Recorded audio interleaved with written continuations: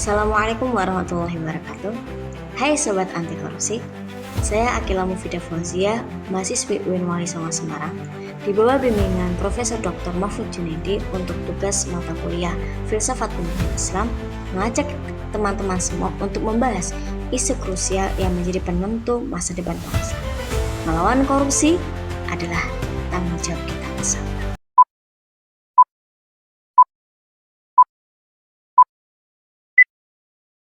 Korupsi adalah penyakit akut yang terus menggerogoti sendi-sendi bangsa kita, Indonesia.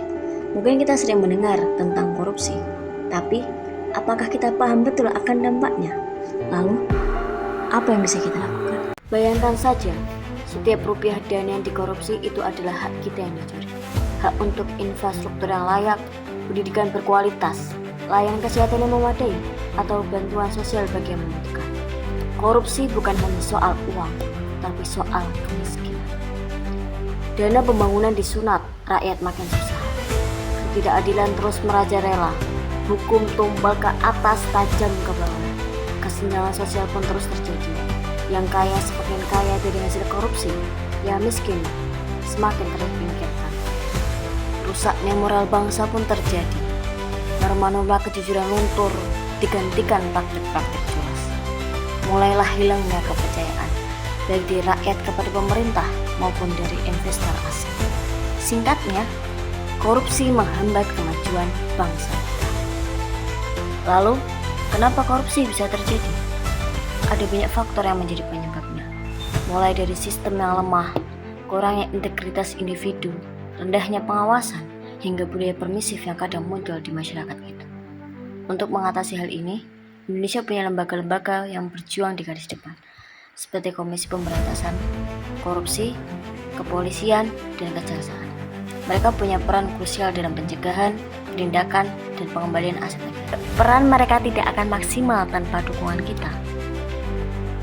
Lalu, apa yang bisa dilakukan individu dan masyarakat kita? Nah, ini bagian penting. Sebagai individu dan masyarakat, melawan korupsi bukan hanya tugas KPK ataupun aparat hukum saja. Itu tugas kita bersama. Mulailah dari diri kita sendiri. Jadilah pribadi yang berintegritas.